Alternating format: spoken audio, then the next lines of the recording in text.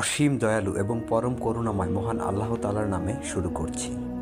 সম্প্রতি ইউটিউব কিংবা সোশ্যাল মিডিয়াতে নব্য নাস্তিকদের দল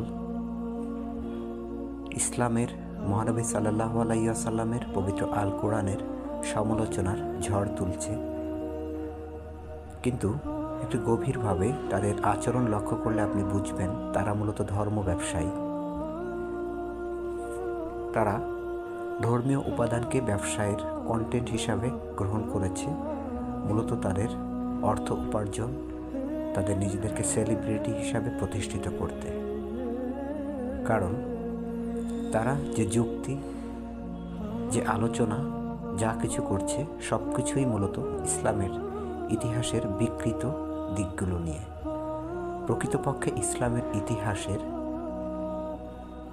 সংরক্ষণ পবিত্র আল কোরআনে যা হয়েছে সেটি পরিপূর্ণ এবং সঠিক। আর জাল হাদিস, মহানবী সাল্লাল্লাহু আলাইহি ওয়াসাল্লামের জীবনী এবং ইসলামের যে ইতিহাস তা বিভিন্ন জন বিভিন্নভাবে রচনা করেছে, বিশেষ করে বিভিন্ন গোষ্ঠীর স্বার্থ রক্ষার জন্য, এবং সেখানে এমন সব তথ্য সন্নিবেশিত হয়েছে যা প্রকৃতপক্ষে সত্য নয়। এবং সাধারণ মুসলিম যারা, তারা এর দ্বারা বিভ্রান্ত হতে পারেন। তাই আমি সকলকে বিনীত অনুরোধ জানাচ্ছি, পবিত্র আল কোরআনের সহজ সরল আয়াতসমূহে আসুন, আমল করুন, আল্লাহ তাআলার কাছে সহজ সরল পথ প্রাপ্তির জন্য প্রার্থনা করুন। আল্লাহ তাআলাই মানুষের জন্য একমাত্র পথ প্রদর্শক। আর এই বিভ্রান্তির যুগে, ভণ্ড প্রতারকদের যুগে আপনি যদি কল্যাণের পথে চলতে চান তাহলে আপনাকে পবিত্র আল কোরআনের উপর ভরসা করতে হবে।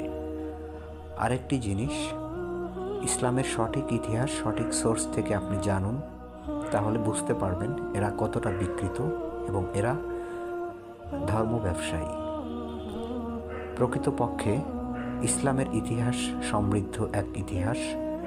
ইসলামের ইতিহাস থেকেই মানবতার কল্যাণ, মানবতার মুক্তি, মানবতার সুপ্রতিষ্ঠা শুরু হয়েছে এবং মহানবী সাল্লাল্লাহু আলাইহি ওয়াসাল্লামের হাত দিয়েই তা শুরু হয়েছে।